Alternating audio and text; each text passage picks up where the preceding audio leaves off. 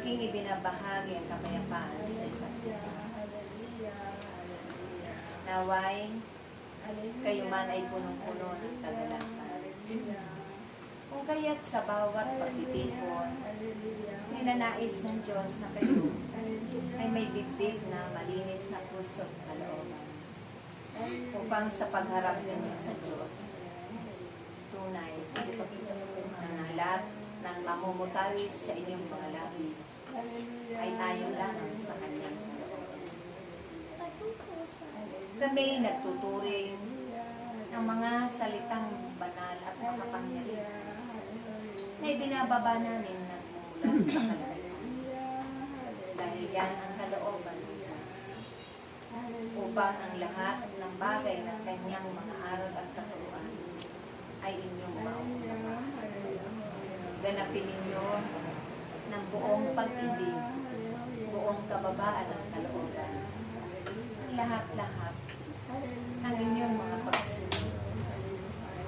Dahil kailanman, kapag kayo'y napipilitan, magiging walang kabuluhan at wala kayong matatanggap na biyaya at grasya. Mga himala at hiwaga na nagmumula sa Diyos.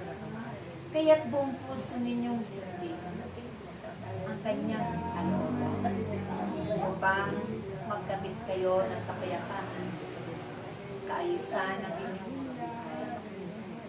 Tataha kayo sa tuwid na landas. At kaiman, may mapapanuto sa araw-araw na pag-ayo.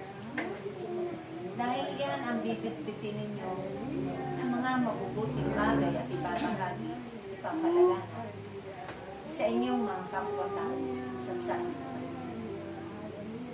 Huwag ninyong panatilihin ang puot at galit, inggit, at mga masasamang bagay sa inyong puso at kalooban.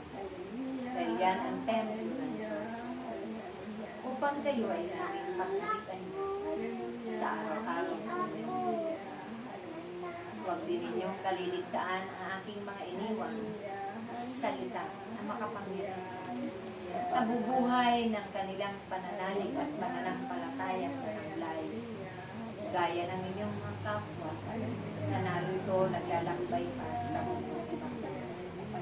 Kaya lahat ng pananampalatayang buhay ayon sa inyong mga paggawa ay lakipan nyo lang ito ng kagalakan at pag-ibig. Ganun kayo inibig ng Diyos at pinahalagaan. Kung kaya't aking mga anak, ganun din nawa kayo umibig sa inyong kapwa, magpahalaga, magmalasakit, gumalang sa isa't isa, maggalangan, magpatawaran. Dahil kapag ito ay naganap ninyo ng buong pag-ibig, nakatitiyak kayo sa ganaan ng inyong buhay. Walang masasayang na panahon. Ang lahat ay laging sagana, walang salat sa bagay. Dahil siya ang inyong dakilang tagapag kaloob ng mga biyaya ng himala at hiwaga sa inyong buhay. Kaya't huwag ninyong pagtakahan kung bakit nagaganap ang mga bagay na ito sa inyong buhay. Ito ang kalooban ni Yahweh. Kaya't tatandaan ninyo lagi ang aming mga paalala, ang aming mga itinuturo, ang aming mga itinuturing sa tuwing tayo'y nagtitipan at nagkakatipon. Pagnilayan at pag-aralan ang bawat isa. Dahil ito ang makatutulong sa inyong araw-araw na pamumuhay. Hindi kayo mamimigati. Lagi kayong maliligtas ng Diyos. At lagi kayong iingatan niya. Lagi ninyong kasama siya sa lahat ng oras at sandali ng inyong mga buhay. Kaya pumasa kayo at sumandig sa Diyos na marami siyang magagawa at may pagkakaloob ng mga biyaya at grasya magpakailanman.